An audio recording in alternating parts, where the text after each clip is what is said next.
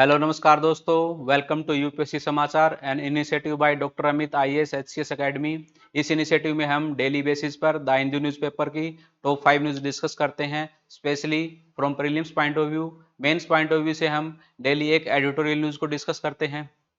उसके साथ साथ हम मैप सेक्शन में किसी एक कॉन्टिनेंट के बारे में, उसके फिजिकल फीचर्स के बारे में डिस्कस करते हैं। आज से 25 मई का जो न्यूज़पेपर हम डिस्कस करने वाले हैं, उसके अंदर हमने एक Q&A सेशन को भी ऐड किया है। ये हम डेली बेसिस पर आप लोगों के लिए लेके आएंगे। इस क्वेश्चन एंड आंसर सेशन में हम डेली आपको 3 to 4 क्वेश्चंस प्रोवाइड करेंगे, जो या तो प्रीलिम्स के PYQ क्वेश्चन से होंगे या फिर डेली जो करंट न्यूज़ हैं उससे जुड़े हुए होंगे। जो भी कैंडिडेट लगातार 30 दिन तक 1 मंथ तक डेली इन Q&A सेशन का आंसर करेगा, उस कैंडिडेट को हम सेलेक्ट करेंगे और उसको अपने इंस्टीट्यूशन की तरफ से एक गिफ्ट वाउचर प्रोवाइड करेंगे। आज के जो जो न्यूज़ हम डिस्कस करने वाले हैं उसकी जो PDF है, आप हमारे Telegram channel doctor Amit IAS HCS academy वहाँ से डाउनलोड कर सकते हैं, या फिर जो हमारे एप्लीकेशन है इंस्टीट्यूशन की, आप वहाँ से डाउनलोड कर सकते हैं। दोनों का लिंक हमने अपने डिस्क्रिप्शन बॉक्स में आपको प्रोवाइड कर दिया है। जो न्यूज़ आज हम डिस्कस करने वाले हैं उसमें सबसे पहली न्यूज़ इंडियन ज्योग्राफी से जुड़ी हुई है। हम चक्रवात रेमल के बारे में स्टडी करेंगे, जो अभी बे ऑफ बंगाल वाले रीजन के अंदर देखने को मिला है।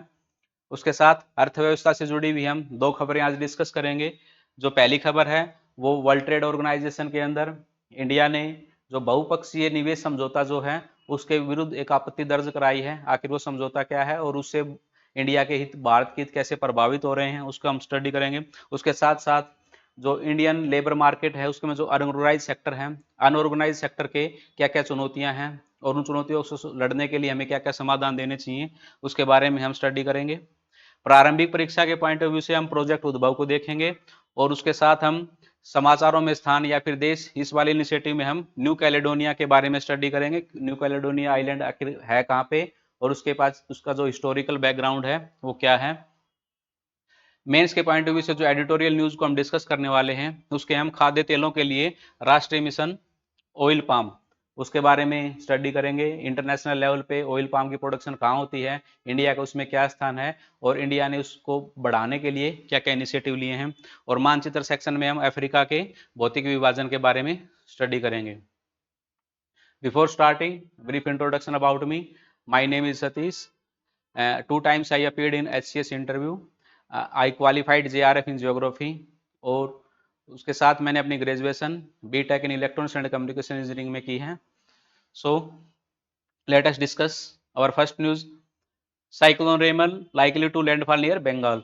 तो बे ऑफ बंगाल रीजन में साइक्लोन रेमल अभी आने वाला है, उसके बारे में हम स्टडी करेंगे। जो साइक्लोन रेमल है, सबसे पहले हम इसके बारे में स्टडी करेंगे इसका नाम किसने दिया है। तो जो रेमल नाम है अब की बार ओमान ने दिया है।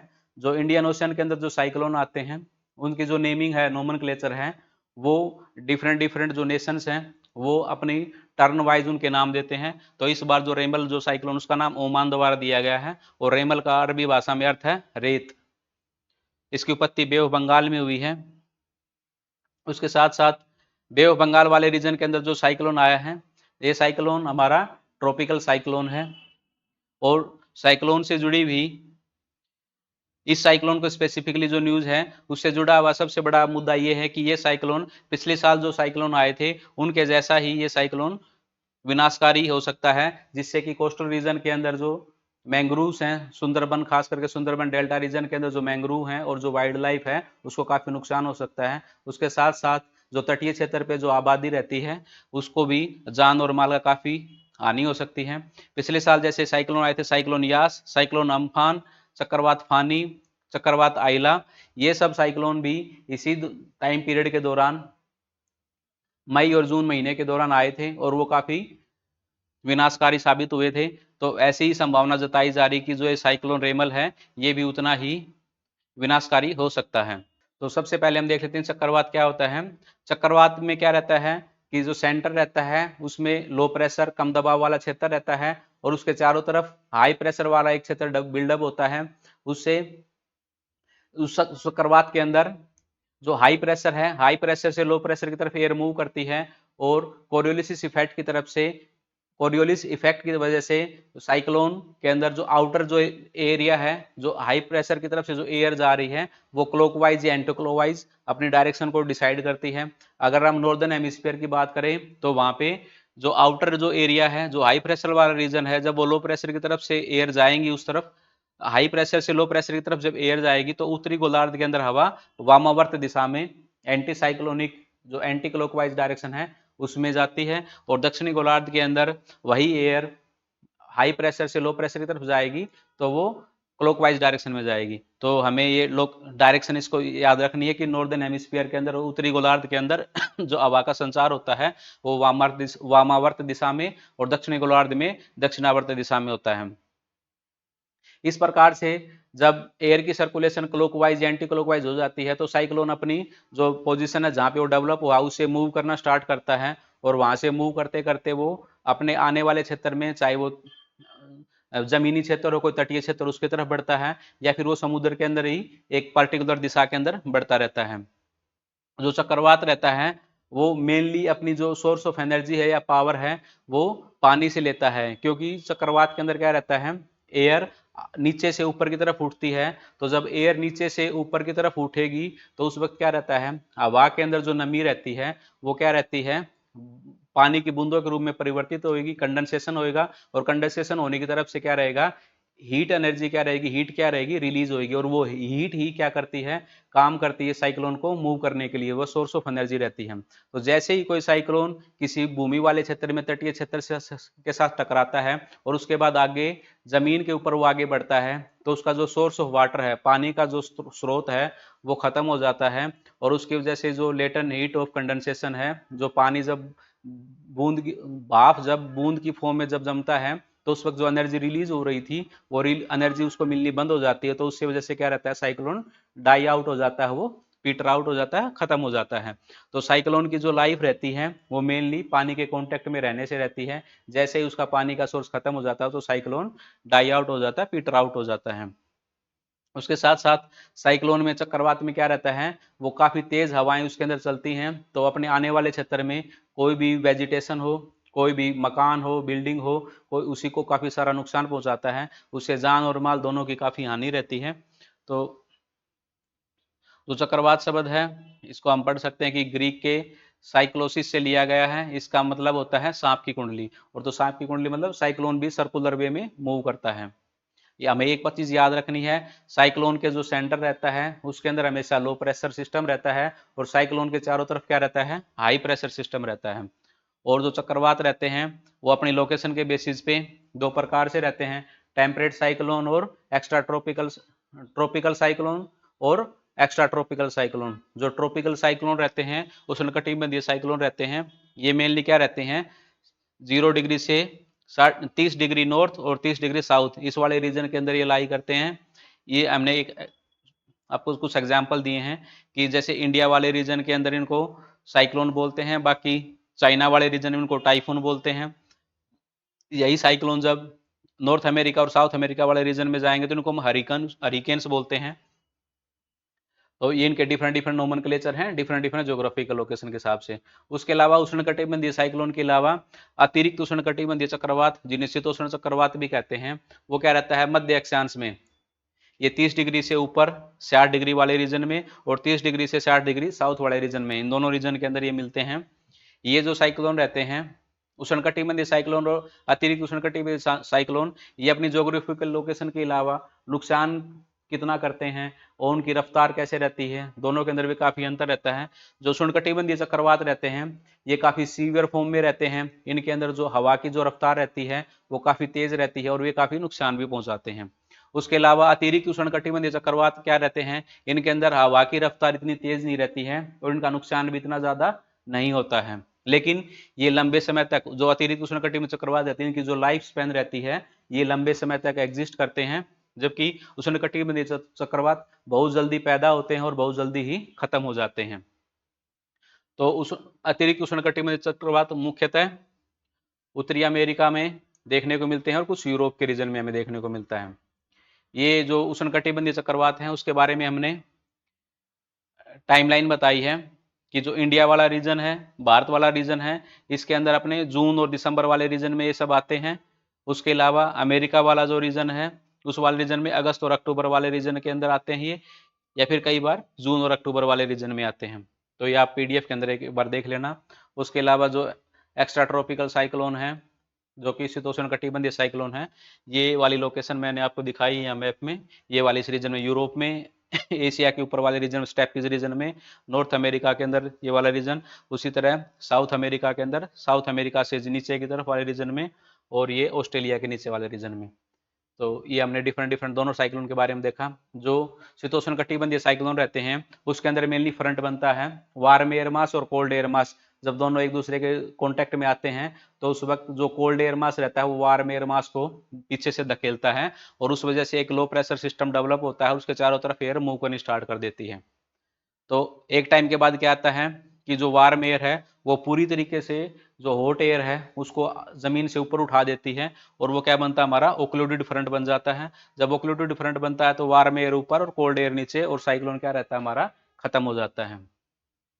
तो सेंट्रल अमेरिका के सॉरी जो अमेरिका है, अमेरिका के अंदर जो स्टेपीज वाला जो रीजन है, उस सॉरी जो अमेरिका के अंदर जो बारिश होती है यूजुअली, वो बारिश किस वजह से रहती है, वो अपना शीतोष्ण जो साइक्लोन रहते हैं, शीतोष्ण जो चक्रवात रहते हैं, उसकी वजह से मेनली बारिश होती है, और इसके अंदर जो एयर मास है उसका सबसे बड़ा रोल रहता है। तो ये हमने साइक्लोन के बारे में पढ़ा, और साइक्लोन कितने प्रकार के रहते हैं, और इंडिया के अंदर जो अभी जो साइक्लोन आ रहा है उसका नाम रेमल है, और वो काफ़ी खतरनाक हो सकता है। और साइक्लोन के सेंटर के अंदर लो प्रेशर और उसके चारों तरफ हाई प्रेशर सिस्टम, और साइक्लोन दो प्रकार के रहते हैं वो हमने देख लिया है। उसके बाद अगली न्यूज़ पे चलते हैं। वर्ल्ड ट्रेड ऑर्गेनाइजेशन डब्ल्यूटीओ से जुड़ी हुई है। डब्ल्यूटीओ के अंदर हाल ही में क्या हुआ है, चाइना के द्वारा, चाइना ने एक इनिशिएटिव लेते हुए डब्ल्यूटीओ के अंदर निवेश से संबंधित एक बहुपक्षीय समझौते के ऊपर हस्ताक्षर करने के लिए वर्ल्ड ट्रेड ऑर्गेनाइजेशन के देश जो हैं उनको उसके बारे में बोला है कि आप इस पर हस्ताक्षर कीजिए। ये एक्चुअली मुद्दा क्या है कि ये मुद्दा निवेश से जुड़ा हुआ है। जो वर्ल्ड ट्रेड ऑर्गेनाइजेशन है वो व्यापार से जुड़ी हुई संस्था है, लेकिन निवेश को इसमें शामिल करते हुए, निवेश को भी एक व्यापार का हिस्सा मानते हुए इस समझौते को लेकर आया गया है।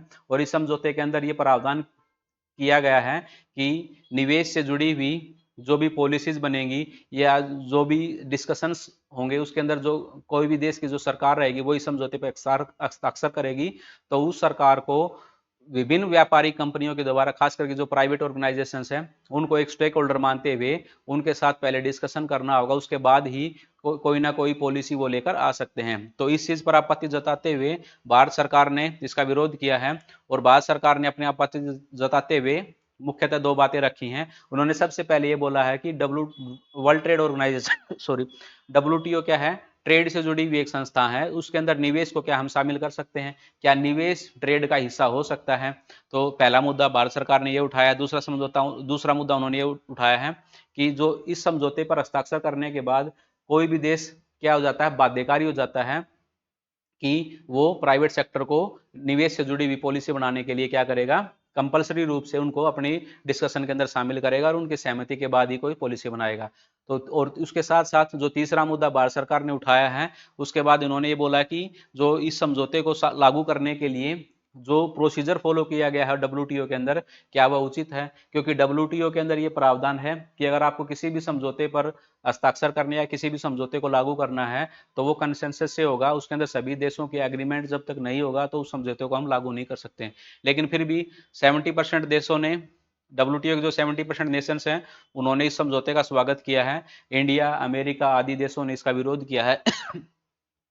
तो ये निवेश और व्यापार से जुड़ा हुआ जो मुद्दा डब्ल्यूटीओ के अंदर अभी चल रहा है, तो उसके बारे में था, और इंडिया ने इस पर अपनी आपत्ति जताई है। उसके साथ साथ अगर हम निवेश और व्यापार से जुड़ा हुआ जो मुद्दा है उसके अंदर इंडिया ने जो पहली अपनी आपत्ति दर्ज कराई थी, तो उससे जुड़ी भी अगर हम एनालिसिस करें या डिस्कशन करें तो हम ये पाते हैं कि जो निवेश है उसको कहीं ना कहीं व्यापार का एक हिस्सा मान लिया गया है। क्योंकि जो निवेश क्या है, ये एक नया इनिशिएटिव है, व्यापार पहले से होता आ रहा है, तो निवेश अपने आप में एक नया कंसेप्ट है इंडियन इकोनॉमी के अंदर, किसी भी इकोनॉमी के अंदर, और वो पहले के जो समझौते हुए हैं या फिर पहले की जो डेफिनेशन है व्यापार से जुड़ी उनके अंदर वो शामिल नहीं हुआ है। लेकिन organisation of economic cooperation development OECD आर्थिक सहयोग और विकास संगठन जो है उसके अनुसार लगभग 70% अंतर्राष्ट्रीय व्यापार रहता है, उसका जो वैश्विक मूल्य जो रहता है उसके अंदर निवेश को व्यापार के अंदर शामिल किया हुआ है। इसका मतलब क्या है कि बाकी देश, चाइना जैसे देश, इन सब संगठनों का उदाहरण के तौर पे WTO के अंदर ये कहते हैं कि अगर यहाँ पे निवेश को शामिल किया जा सकता है व्यापार के अंदर, तो WTO के अंदर क्यों नहीं। उसके अलावा RCEP और ट्रांस पैसिफिक पार्टनरशिप, उसके अंदर भी निवेश को व्यापार का ही एक हिस्सा मानते हुए इसको शामिल किया गया है। उसके साथ साथ इंडिया भी जब यूरोपियन यूनियन के साथ अपने फ्री ट्रेड एग्रीमेंट के बारे में बात करता है तो उसके अंदर निवेश को भी उसी फ्री ट्रेड एग्रीमेंट के अंदर शामिल करने के लिए डिस्कशन के शामिल करने के लिए विभिन्न डिस्कशंस में पार्टिसिपेट करता है। तो ये था हमारा WTO से जुड़ी हुई खबर, जिसके अंदर निवेश से संबंधित जो बहुपक्षीय समझौता था उसके भारत का विरोध किस उसके लिए भारत ने विरोध किस वजह से किया है, और वो भारत के लिए कैसे चुनौतियां पैदा कर सकता है, क्योंकि उससे किसी भी नेशन की, किसी भी सरकार की जो पॉलिसी मेकिंग पावर है वो सोवरन पावर रहती है, वो सोवरन पावर क्या हो जाती है, सरेंडर हो जाती है, क्योंकि उस देश को उस निवेश से जुड़ी हुई जो कोई भी पॉलिसी बनानी तो सबसे पहले क्या करना होगा, उसको कंपलसरी रूप से जो स्टेक होल्डर्स हैं, खास करके जो निवेशक हैं, उनसे बातचीत करनी होगी और उनकी सहमति के बाद ही वो कोई पॉलिसी बना सकते हैं। तो अगली खबर पे चलते हैं। अगली खबर हमारी भारतीय अर्थव्यवस्था से जुड़ी हुई है, जिसके अंदर लेबर मार्केट के अंदर जो अनऑर्गेनाइज सेक्टर है उसके चैलेंजेस क्या हैं और उसकी इंपॉर्टेंस क्या हमारी इकोनॉमी के लिए, उसके बारे में बात करेंगे। इसके अंदर एक संस्था है Indian staffing federation. Indian staffing federation क्या करती है, अनुबंध कर्मचारी उद्योग जो हमारे ऑर्गेनाइज सेक्टर है उसके जो एम्प्लॉय उनको रेगुलेट करने का काम करती है और उनके हितों की रक्षा के लिए काम करती है। तो उसने ये बताया है कि इंडियन जो मार्केट है, इंडियन मार्केट के अंदर जो अनऑर्गेनाइज सेक्टर है वो सबसे बड़ा सेक्टर है और वो सबसे ज्यादा चैलेंजेस फेस कर रहा है। इसके अनुसार, इस संस्था के अनुसार भारत के अंदर जो अनऑर्गेनाइज सेक्टर है वो हमारी प्रोडक्शन का 80% प्रोडक्शन देश की अनऑर्गेनाइज सेक्टर पैदा करता है। उसके साथ साथ जो उनके कर्मचारी रहते हैं, उनके कर्मचारियों को जो सुविधाएं मिलनी चाहिए, जो ऑर्गेनाइज सेक्टर के लोगों को मिलती है, एम्प्लॉइज को मिलती हैं, वो उनसे काफी कम है। उस वजह से क्या रहता है, जो अनऑर्गेनाइज सेक्टर है, अनऑर्गेनाइज सेक्टर के अंदर जो लेबर है उसकी जो वेजेस रहते हैं वो काफी कम है, और कम होने की वजह से जो गरीबी का जो अंतर है या फिर अमीर और गरीबी का जो अंतर है वो लगातार बढ़ता रहता है। तो उससे आय की असमानता और बढ़ती गरीबी स्तर हमारे सामने बड़ी चुनौतियों का सबसे बड़ी चुनौतियां बनकर सामने आती हैं। उसके साथ जो अनऑर्गेनाइज सेक्टर रहता है उसके अंदर जो लेबर काम करती है उसको लेबर राइट्स के पॉइंट ऑफ व्यू से नियमित छुट्टियों का प्रावधान, उसके अलावा भविष्य निधि का जो प्रावधान रहता है वो भी उनको नहीं मिलता है। उसके अलावा एक्सीडेंट वगैरह के अंदर अगर उनको कोई नुकसान होता है तो उसका भी उसकी भरपाई के लिए भी जो जिस संस्था के अंदर वो काम कर रहे हैं वो बाध्यकारी नहीं रहती है। उसके साथ अपने अधिकारों की रक्षा के लिए वो कोई यूनियन वगैरह, लेबर यूनियन या फिर इस टाइप की कोई यूनियन का निर्माण भी नहीं कर सकते हैं जिससे कि वो अपने अधिकारों की आवाज उठा सकें। तो भारत के अंदर 80% से जो ज्यादा कर्मचारी हैं वो अनऑर्गेनाइज सेक्टर के अंदर काम कर रहे हैं और वो हमारे लिए काफी चुनौतीपूर्ण है। उससे हमारे रोजगार, जो हमारा रोजगार का जो क्षेत्र है उसके साथ साथ गरीबी उन्मूलन और अन्य जो विभिन्न प्रकार की समस्याएं हैं वो भी पैदा होती हैं। तो इन्होंने ये बोला कि इस सेक्टर को हमें रेगुलेट करने की काफी आवश्यकता है और विभिन्न श्रम कानूनों द्वारा इसको विनियमित किया जाना चाहिए। उसके अलावा प्रीलिम्स के पॉइंट ऑफ व्यू से जो अगली खबर है हमारी वो इंडियन पॉलिटियन गवर्नेंस से जुड़ी हुई है। इसके अंदर एक भारत सरकार ने नया इनिशिएटिव किया है उद्भव। उद्भव के अंदर क्या किया गया है, ये ज्वाइंट इनिशिएटिव है United service institution of India USI और army training and command ARTRC के द्वारा। इसके अंदर एक्चुअली क्या किया जा रहा है कि अभी मॉडर्न टाइम्स के अंदर जो भी युद्ध से जुड़ी हुई जो समस्याएं हैं, खास करके टेक्नोलॉजिकल चैलेंजेस और इथिकल जो चैलेंजेस हैं, दोनों चैलेंजेस को निपटने के लिए भारत अपनी जो पौराणिक जो ज्ञान है, जो विरासत में उसको सांस्कृतिक रूप से वेदों पुराणों के द्वारा या फिर विभिन्न जो प्राचीन काल में जो भारत था उसके वक्त उसके राजाओं के द्वारा क्या क्या पॉलिसीज और तरीके अपनाए गए थे युद्धों से लड़ने के लिए, तो उन सब को हम कैसे मॉडर्न वारफेयर के अंदर शामिल कर सकते हैं, तो इसके बारे में ये इनिशिएटिव है। इस परियोजना में क्या आता है, पश्चिमी सैन्य रणनीतियों पर पारंपरिक निर्भरता में से एक महत्वपूर्ण बदलाव का प्रतीक है। तो इसमें क्या किया गया है, हम अपने वेदों, पुराणों, महाभारत जैसे प्राचीन भारतीय ग्रंथों से जानकारी प्राप्त करके भविष्य के संघर्षों के लिए तैयारी कर रहे हैं। और ये इनिशिएटिव क्या रिफ्लेक्ट करता है, ये रिफ्लेक्ट कर रहा है कि हम जो वेस्टर्न वारफेयर टेक्निक्स जो हम यूज करते आए हैं अभी तक काफी लंबे समय तक, तो उस एक माइंडसेट से बाहर निकलकर हम अपनी यूनिक और अपनी जो कल्चरल जो आइडेंटिटी रहे और कल्चरल जो थॉट प्रोसेस है उसके बेसिस पर कैसे जो वर्तमान के चैलेंज है उनसे निपट सकते हैं। तो इसमें युद्ध की नैतिकता के बारे में अमूल्य अंतर्दृष्टि का प्रदान करना और समकालीन सैन्य नियोजन के लिए ज्ञान का खजाना प्रदान करना, ये इस इनिशिएटिव का मुख्य मकसद है। प्रेरक के तौर पे उन्होंने चंद्रगुप्त मौर्य, अशोक और चोल, उसके साथ साथ अहोम साम्राज्य के दौरान जो भी हमारी वारफेयर टेक्निक्स रहती थी और जो सैन्य शक्तियां हम कैसे अपनी डेवलप करते थे उसके बारे में इनसे हम अपनी जानकारी हासिल करेंगे। और उन्होंने एग्जाम्पल के तौर पे, उल्लेखनीय उदाहरण के तौर पर 1671 के अंदर जो अहोम किंगडम का मुगल किंगडम के साथ नेवल वारफेयर हुआ था, नेवी युद्ध जो नौसेना युद्ध हुआ था ब्रह्मपुत्र नदी के रीजन के अंदर, तो उसको उदाहरण के तौर पे इन्होंने उजागर किया है। और उसमें बताया गया है कि अहोम साम्राज्य ने विशाल मुगल आर्मी को कैसे अपनी कूटनीति के द्वारा पराजित किया था। और इसके अंदर हमें प्री के पॉइंट ऑफ व्यू से याद रखना है कि 1671 के अंदर जो वार हुआ था उसका जो नेतृत्व किया था अहोम साम्राज्य की तरफ से वो लचित बोरफुकन के द्वारा किया गया था। उन्होंने गुरिल्ला वार नीति और मनोवैज्ञानिक युद्ध और उसके साथ साथ कूटनीतिक वार्ता, इन सभी तकनीकों का समावेश अपने युद्ध कौशल के अंदर किया था और उस वजह से अहोम साम्राज्य थी उसकी विजय हुई थी मुगल साम्राज्य के ऊपर। इस जो लड़ाई को हम बैटल ऑफ सरायघाट की नौसेना लड़ाई के रूप में भी जानते हैं। तो ये हमारा प्री के पॉइंट ऑफ व्यू से एक न्यूज थी। उसके साथ हम न्यू कैलेडोनिया के बारे में स्टडी करते हैं। न्यू कैलेडोनिया एक अभी काफी चर्चा में रहा है। न्यू कैलेडोनिया के अंदर ये एक्चुअली क्या है कि फ्रांस की ओवरसीज टेरिटरी है। जब कॉलोनियल एरा चल रहा था, उपनिवेशिक काल चल रहा था, उस वक्त यूरोपियन देश क्या करते थे, अपने लोगों को या फिर जो उनके खिलाफ जो षड्यंत्र करते थे उन लोगों को सजा देने के लिए काला पानी की सजा का प्रावधान करते थे। तो काला पानी की सजा में क्या रहता था, अपने देश से काफी दूर किसी आइलैंड पे उन अपराधियों को छोड़ दिया जाता था ताकि वो अपराधी वापिस से उस देश में जा ना सके और वो अपराधी अपने सारे नेटवर्क से जो भी उन ऑर्गेनाइजेशन या संस्था रहती थी उससे कट फट जाए, उससे दूर हो जाए। तो उसी तरीके से जो न्यू कैलेडोनिया जो है, न्यू कैलेडोनिया फ्रांस की ओवरसीज टेरिटरी होती थी। यहाँ पे जो फ्रांस सरकार के विरुद्ध जो भी कार्य करते थे ऐसे अपराधियों को वहां पे छोड़ा जाता था, उनको सजा के तौर पे वहां पे रखा जाता था। लेकिन अभी स्वतंत्र होने के बावजूद भी न्यू कैलेडोनिया के अंदर फ्रांस का काफी दबदबा है।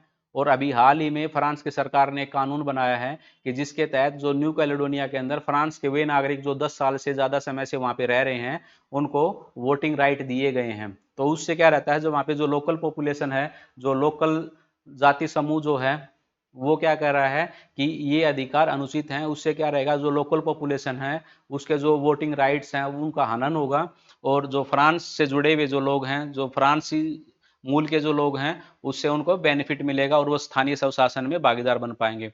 तो उसके विरोध में क्या रहा है, जो लोकल पीपल हैं, जो लोकल रेस के जो लोग हैं, उन्होंने क्या किया, इसका विरोध करते हुए काफी हिंसात्मक कार्रवाइयां की हैं।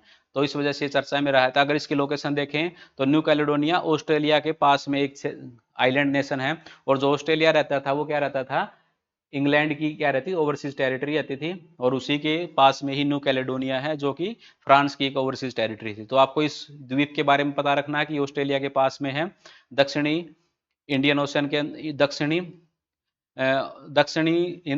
पैसिफिक, साउथ पैसिफिक ओशियन के अंदर है ये। उसके साथ ये अपने आप में एक स्वायत्त और फ्रांसीसी विदेशी समूह का जुड़ा हुआ एक आइलैंड है।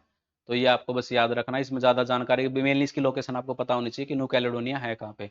उसके साथ हम मेंस के एडिटोरियल के पॉइंट ऑफ व्यू से हम राष्ट्रीय खाद्य तेल मिशन के बारे में स्टडी करेंगे। तो national mission in oil palm जो मिशन है ये केंद्र प्रायोजित योजना रहती है। इस केंद्र प्रायोजित योजना के अंदर कुछ परसेंटेज शेयर सेंट्रल गवर्नमेंट पैसा देती है और कुछ स्टेट गवर्नमेंट पैसा देती है, जहाँ पे वो राज्य इस परियोजना का हिस्सेदार बनता है। इस योजना के तहत क्या किया जाता है कि देश के अंदर जो वेजिटेबल ऑयल हैं उन वेजिटेबल ऑयल की प्रोडक्शन बढ़ाना, खास करके पाम ऑयल से जुड़ी हुई। तो पाम ऑयल को प्रोडक्शन को बढ़ाने के लिए भारत सरकार इतना इनिशिएटिव क्यों ले रही है, क्योंकि पाम ऑयल जो रहती है उसकी जो प्रोडक्शन रहती है पर एकड़ के अंदर वो काफी ज्यादा रहती है एज कम्पेयर टू बाकी जो भी, अगर हम कोई ऑयल प्रोड्यूसिंग क्रॉप को पैदा करेंगे तो उसकी जो ऑयल पाम की जो प्रोडक्शन रहती है वो काफ़ी ज़्यादा रहती है। उसके साथ लैंड यूज एफिशिएंसी जो रहती है पाम ऑयल के अंदर वो मैक्सिमम रहती है। उसके अलावा अगर हम सरसों, सोयाबीन, सनफ्लावर उसकी बात करें तो उसके अंदर लैंड यूज एफिशिएंसी रहती है वो कम रहती है। तो इस प्रकार से, इस वजह से हम ऑयल पाम की प्रोडक्शन के ऊपर काफी ध्यान दे रहे हैं। उसके अलावा अगर हम बात करें मेंस के पॉइंट ऑफ व्यू से, तो हम अपनी आयात का, वनस्पति तेल की आयात का लगभग 57% हम क्या करते हैं, विदेशों से इंपोर्ट करते हैं। और उसके अंदर पाम ऑयल हमारा क्या रहता है, मेन कंस्टिट्यूएंट रहता है। मुख्य रूप से हम पाम ऑयल को आयात करते हैं। और पाम ऑयल हम मेनली कहाँ से बुलाते हैं, मलेशिया और इंडोनेशिया, दो देशों से हम पाम ऑयल बनाते हैं। और मलेशिया और इंडोनेशिया क्या करते हैं, दुनिया का 85% पाम ऑयल पैदा करते हैं। इंडिया की अगर हम बात करें तो इंडिया के अंदर पाम ऑयल जो मुख्य रूप से तीन जो स्टेट हमारे वो पैदा करते हैं 90% तक प्रोडक्शन, आंध्र प्रदेश, तेलंगाना और केरल। ये भारत की कुल आबादी का, सॉरी कुल प्रोडक्शन का 98% प्रोडक्शन केवल तीन ही राज्य करते हैं। उसके साथ साथ भारत सरकार का इनिशिएटिव है या फिर उसका एक मिशन है कि वो उस इन तीन स्टेट के अलावा कर्नाटक, तमिलनाडु, उड़ीसा, गुजरात और नॉर्थ ईस्ट और अंडमान निकोबार आइलैंड, इनके अंदर ऑयल पाम प्रोडक्शन को बढ़ाए। अंडमान निकोबार आइलैंड और नॉर्थ ईस्ट को सिलेक्ट इसलिए किया गया क्योंकि पाम ऑयल जो अपनी जो फसल है वो मुख्यतः क्या रहती है, एक ट्रॉपिकल ट्रॉपिकल क्रॉप है ये हमारी, उष्ण कटिबंधीय क्षेत्र के अंदर पैदा होने वाली फसल है। तो हमारा जो अंडमान निकोबार आइलैंड है और नॉर्थ ईस्ट वाला रीजन है वो इसकी प्रोडक्शन के लिए काफी सुटेबल है। उसके साथ साथ अगर हम वनस्पति तेलों की बात करें तो हमारी जो सकल फसल क्षेत्र है, जो टोटल एग्रीकल्चर जो क्रॉप है उसका जो वनस्पति तेल का क्षेत्र है वो 13% है। उसके अलावा सकल राष्ट्रीय उत्पाद का हमारा क्या है, 3% प्रोडक्शन क्या करता है हमारा, ऑयल पाम से आता है। लेकिन अगर हम कृषि वस्तुओं के मूल्य की बात करें, टोटल वैल्यू ऑफ गुड्स की बात करें तो वो 10% है। तो अगर उत्पादन का 3% है लेकिन मूल्य के रूप में कितना है, 10%। इसका मतलब क्या है कि ये काफी कॉस्टली होते हैं। हाल ही में इंडिया ने क्या किया है, अर्जेंटीना से सोयाबीन तेल का आयात किया है और ब्राजील से जो हम आयात करते थे उसके अंदर काफी कमी आई है। तो हमें याद रखना कि अर्जेंटीना से हमने अभी सोयाबीन के तेल का आयात को काफी बढ़ावा दिया है।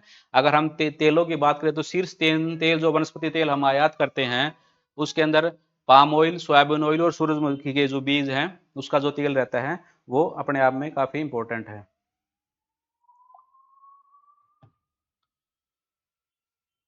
तो ये हमारा ऑयल पाम से जुड़ी हुई खबर थी। ये इनिशिएटिव कैसे है और हम इसको क्यों बढ़ाना चाह रहे हैं और भारत के लिए क्यों इम्पोर्टेंट है। तो इसमें जो फैक्ट्स दिए हुए हैं ये अपनी मेंस के जो आंसर राइटिंग है उसके अंदर आप यूज कर सकते हैं। मैप सेक्शन में आज हम जो स्टडी करेंगे वो अफ्रीका के भौतिक विभाजन के बारे में करेंगे। उसके अंदर खास करके रेगिस्तान, द्वीप और नदियां, इन तीन के बारे में हम डिस्कस करेंगे। तो रेगिस्तान के बारे में हमारा सहारा डेजर्ट सेंटर वाले रीजन के अंदर है। उसके बाद ईस्टर्न रीजन के अंदर रेड सी के साथ जुड़ा नूबियन डेजर्ट और इन दोनों के बीच में लीबियन डेजर्ट जो इंपॉर्टेंट है। उसके साथ अगर साउथ में आएंगे तो हम नाबिब डेजर्ट है और उसके नीचे फिर हम उसके साथ में हमारा कालारी डेजर्ट है। तो इन चार डेजर्ट के अलावा हम कुछ नदियों के बारे में भी डिस्कस करेंगे। तो सबसे पहले हम सहारा रेगिस्तान के बारे में स्टडी कर लेते हैं। सहारा रेगिस्तान दुनिया का सबसे बड़ा और गर्म रेगिस्तान है। सबसे बड़ा और गर्म रेगिस्तान सहारा डेजर्ट है। लेकिन उसके साथ आप एक क्वेश्चन और बताना कि दुनिया का जो सबसे सूखा डेजर्ट, सबसे ड्राइएस्ट डेजर्ट कौन कौन सा है, जिसको हम ट्रू डेजर्ट भी बोलते हैं, वो किस कॉन्टिनेंट के अंदर है और उसका क्या नाम है। ये हमारे पिछले सेशन में हमने डिस्कस किया हुआ है एक बार, तो आप उसके बारे में कमेंट बॉक्स में आंसर करना। तो जो सहारा रेगिस्तान दुनिया का सबसे बड़ा और गर्म रेगिस्तान है। इंडिया के अंदर जो सबसे बड़ा और गर्म रेगिस्तान वो है थार डेजर्ट, और ये सहारा रेगिस्तान कहाँ है, अफ्रीका के अंदर है। ये काफी देशों से होकर गुजरता है, लीबिया, अल्जीरिया, मिस्र, ट्यूनिसिया, चाड, मोरक्को, इट्रिया, नाइजर, मोरितानिया, माली और सूडान। अब जो सहारा डेजर्ट है उसके अंदर कुछ फिजिकल फीचर्स, जो ज्योग्राफिकल फीचर्स हैं वो भी इंपॉर्टेंट हैं। उसमें से हम कुछ कुछ को देख लेते हैं जो प्री के पॉइंट ऑफ व्यू से इंपॉर्टेंट है। जो मौसमी रूप से जलमग्न जो बेसिन रहता है, मौसमी रूप से जो वाटर लॉक्ड एरिया जो रहता है उसको हम चार्ट्स और दयास भी बोलते हैं। तो चार्ट्स और दयास क्या है, वो वाले रीजन है जो मौसमी रूप से जलमग्न बेसिन रहते हैं और सारा रीजन के अंदर ये मिलते हैं हमें। उसके साथ साथ जो रेत के समुद्र रहते हैं, जो काफी बड़ा रेत का जो एरिया रहता है उसको रेत का समुद्र भी बोलते हैं, उसको एर्ग बोलते हैं ज्योग्राफिकल टर्मिनोलॉजी के अंदर। उसके साथ साथ व्यापक बजरी से ढके जो मैदान रहते हैं उसको क्या बोलते हैं, रेग्स बोलते हैं या शेरीर बोलते हैं। और चट्टानों से भरे पठार को हम क्या बोलेंगे, हमादास बोलेंगे। तो हमाडास या हमादास जो रहते हैं वो क्या है, चट्टानों से भरे हुए मैदान रहते हैं। उसके साथ जो हरे भरे क्षेत्र रहते हैं, तो चारों तरफ क्या है हमारा रेगिस्तान, और रेगिस्तान के अंदर कुछ पैचेज ऐसे रहेंगे जहाँ पे आपको वनस्पतियां मिलेंगी, हरा भरा पेड़ पौधे मिलेंगे, पानी का भी वहाँ पे आपको एक सोर्स मिलेगा। तो उस वाले रीजन को क्या बोलेंगे हम ओएसिस बोलते हैं। तो सारा रीजन के अंदर क्या मिलेंगे हमें, ओएसिस भी मिलेंगे, एर्ग्स भी मिलेंगे हमें, सेरिसिस और रेग्स मिलेंगे, अमादास मिलेंगे, चोट्स और दयास भी मिलेंगे। तो ये टर्मिनोलॉजीज आप याद रखना। उसके अलावा अगर हम अगला डेजर्ट की बात करें, अगले रेगिस्तान की बात करें, तो क्या हमारा न्यूबियन डेजर्ट है। न्यूबियन डेजर्ट के अंदर हमें कोई ओएसिस नहीं मिलेगा, ये काफी ड्राई क्षेत्र है और ये सारा रेगिस्तान के पूर्व में स्थित है। नामीब डेजर्ट, नामीब डेजर्ट क्या रहता है, अफ्रीका के दक्षिण रीजन के अंदर, दक्षिण अफ्रीका वाले रीजन के अंदर में मिलेगा। और ये क्या है, इसके एक तरफ क्या लगता है, समुद्र लगता है, वहां पे कोल्ड करंट बहता है। कोल्ड समुद्री करंट जो रहता है उसकी वजह से ये काफी ठंडा रहता है। हमबोल्ट जो समुद्री करंट है ठंडा, वो इसके पास से गुजरता है। और इस जो नाबीब रेगिस्तान, इसको यूनेस्को विश्व धरोहर स्थल के रूप में भी इसको शामिल किया गया है। कालाहारी डेजर्ट, ये नामीब डेजर्ट के पास में ही है, दक्षिण अफ्रीका के अंदर स्थित है ये भी। और ये जो कालाहारी रेगिस्तान है वो मेनली अपनी डायमंड खनन के लिए इंपॉर्टेंट है। सैन लोग जो रहते हैं, जो क्या रहते हैं, कालाहारी डेजर्ट के अंदर रहते हैं, ये काफी पुरानी जनजाति है। इसको आप याद रखना चाहें तो याद रख, लेकिन इसको डायमंड खनन के लिए जो इंपॉर्टेंट वो कालाहारी रेगिस्तान, आप इसको याद रखें। उसके अलावा क्या है, ओकावांडो डेल्टा है। ओकावांडो डेल्टा ये एक ऐसा डेल्टा है जो इनलैंड डेल्टा है। अदरवाइज डेल्टा क्या रहते हैं, जहाँ नदी समुद्र के अंदर गिरती है तो अपने साथ जो अवसाद या फिर सेडिमेंट्स बहा कर लेके आती है कोई भी नदी, तो वो जब समुद्र में मिलने से पूर्व वहाँ पे उस रीजन के अंदर डिपॉजिट करती है, तो वहाँ पे डेल्टा बनता है। तो डेल्टा हमेशा क्या रहता है, तटीय क्षेत्र में मिलता है। लेकिन ओकावांडो जो डेल्टा है वो तटीय क्षेत्र में ना होके जमीन के अंदर, सेंट्रल रीजन के अंदर, रेगिस्तान के पास वाले रीजन के अंदर है। और वो किस वजह से बना है, वो ओकावांडो नदी की वजह से बनता है, क्योंकि वो नदी वहीं पे डिस्पर्स हो जाती है, वहीं पे उसी रेगिस्तान के अंदर वो लुप्त हो जाती है। तो उस वजह से जहाँ पे वो लुप्त होती है उस रीजन के अंदर वो डेल्टा बनाती है। तो ओकावांडो डेल्टा, यहाँ पे काफी बड़े लुप्त प्राय स्तनपायी जीव प्रजातियां में, जैसे चीता, सफेद गेंडा, काला गेंडा, अफ्रीकी जंगली कुत्ता और शेर, इस टाइप से। तो मैं आपको लोकेशन भी दिखा देता हूँ। ये है ओकावांडो डेल्टा, ये कि ओकावांगो रिवर इसको बनाती है। तो ये देखना, ये अफ्रीका के अंदर है, कोस्टल रीजन से काफी दूरी पे है। इसके नीचे कालाहारी डेजर्ट है, ये नामीब डेजर्ट है। ठीक है, तो ये हमारा डेजर्ट हो गया है। उसके अलावा द्वीप की बात करें तो अफ्रीका के पास द्वीप बहुत कम है, लेकिन दो तीन द्वीप काफी इंपॉर्टेंट हैं। हिंद महासागर से जुड़ता हुआ मेडागास्कर द्वीप जो अफ्रीका का सबसे बड़ा द्वीप है, ये मेडागास्कर है यहाँ पे, ये मेडागास्कर द्वीप। उसके अलावा कैनरी द्वीप अफ्रीका के उत्तरी पश्चिमी एरिया के अंदर, जहाँ पे उसका स्पेन का अधिकार है।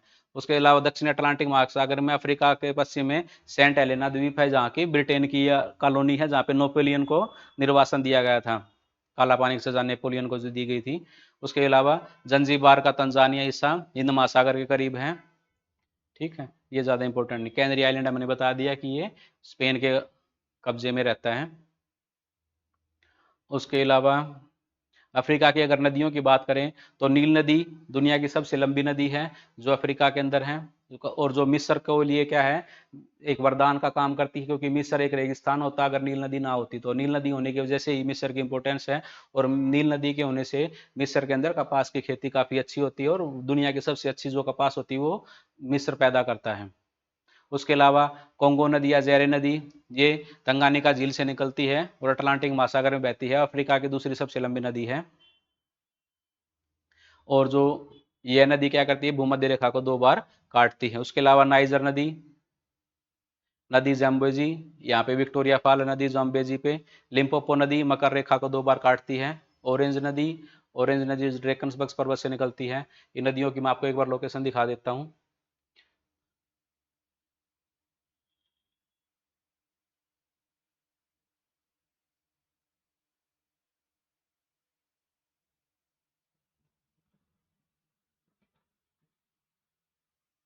ये रिवर नाइजर है, रिवर नाइजर, ये गल्फ ऑफ गियाना के अंदर जाकर मिलती है। ये रिवर कोंगो है जो भूमध्य रेखा को 2 बार काटती है और आखिर में अटलांटिक ओशन में जाके मिल जाती है। ये रिवर लिम्पोपो है, रिवर लिम्पोपो क्या करती है, ये अपनी कैप मकर रेखा को 2 बार काटती है और हिंद महासागर में जाके मिल जाती है। ये रिवर ऑरेंज है, ऑरेंज रिवर क्या करती है, ड्रेकन्सबर्ग वाले रीजन से माउंटेन से निकलती है और अटलांटिक ओशन में जाकर गिरती है। आपको मेनली ये देखना कि ये रिवर गिरती किस समुद्र के अंदर, वो आपको याद रखना है। उसके अलावा नील नदी ये यहाँ से निकलती है ग्रेट रिफ्ट रीजन से और ऊपर होते हुए मेडिटेरेनियन ओशन जो है भूमध्य सागर जो उसके अंदर जाकर मिल जाती है। तो ये हमने मेन मेन जो नदी थी वो देखी थी। और यहाँ पे हमने जो सेंट्रल रीजन के अंदर जो डेल्टा बना था उस डेल्टा के बारे में पढ़ा था। ये हमने डेजर्ट देख लिए थे जो मेन मेन डेजर्ट थे हमारे। तो इसके साथ आज का हमारा ये मैप सेक्शन है वो कंप्लीट हुआ। फाइनली चलते चलते हम कुछ पीवाईक्यूज देख लेते हैं, ये आंसर आपको करने हैं और फिर हम इसके कमेंट बॉक्स में आपको आंसर भी प्रोवाइड करेंगे। तो सबसे पहला क्वेश्चन है, निम्न युग्मों पर विचार करना है, नदियों के नाम दिए हैं और वो किस रीजन में बहती हैं, तो आपको बताना है। तो जैसे जम्बेजी नदी है वो कहाँ पे जाके मिलती है, कहाँ पे जाके ड्रेन होती है, तो आज मैंने बताया है। तो ऐसी ही न्यूज़, ऐसा ही पीवाईक्यू आया हुआ है यूपीएससी के अंदर। उसके अलावा जो अगला क्वेश्चन देखेंगे उसको टर्की से जुड़ा हुआ है, टर्की किसके बीच स्थित है, तो हमें सागर दिए हैं, किस किस सागर के बीच में टर्की एग्जिस्ट करता है ये आपको बताना। अगला क्वेश्चन जो रहेगा हमारा वो बताना है, पठार दिए हुए हैं या पर्वत दिए हुए हैं उसके सामने वो किस रीजन के अंदर हैं। तो एबिसिनियन पठार कहाँ है, अरब के अंदर है, या अल्तास पठार है उत्तर पश्चिमी अफ्रीका के अंदर है, कहाँ पे ये आपको सही मैच करके बताना है। उसके अलावा जो फाइनल क्वेश्चन हमारा वो द्वीप समूह के बारे में है कि वो कौन सा द्वीप समूह 10 डिग्री चैनल के द्वारा एक दूसरे से अलग करता है। ये इंडियन ज्योग्राफी से जुड़ा हुआ क्वेश्चन है। तो 10 डिग्री जो चैनल है वो अंडमान और निकोबार को अलग करता है, या फिर निकोबार और सुमात्रा को अलग करता है, या फिर मालदीव और लक्षद्वीप को, या फिर सुमात्रा और जावा को। तो आप इन 4 क्वेश्चन का आंसर कमेंट बॉक्स में दें और जो कैंडिडेट लगातार 1 महीने तक इन पीवाईक्यू क्वेश्चंस का आंसर देगा उसको हमारा इंस्टीट्यूशन एक गिफ्ट वाउचर प्रोवाइड करेगा। सो आज का सेशन हमारा कंप्लीट हुआ। Thank you. और कमेंट बॉक्स में आप, अगर आपका कोई क्वेश्चन है तो आप कमेंट बॉक्स में कमेंट कर सकते हैं। And thank you again.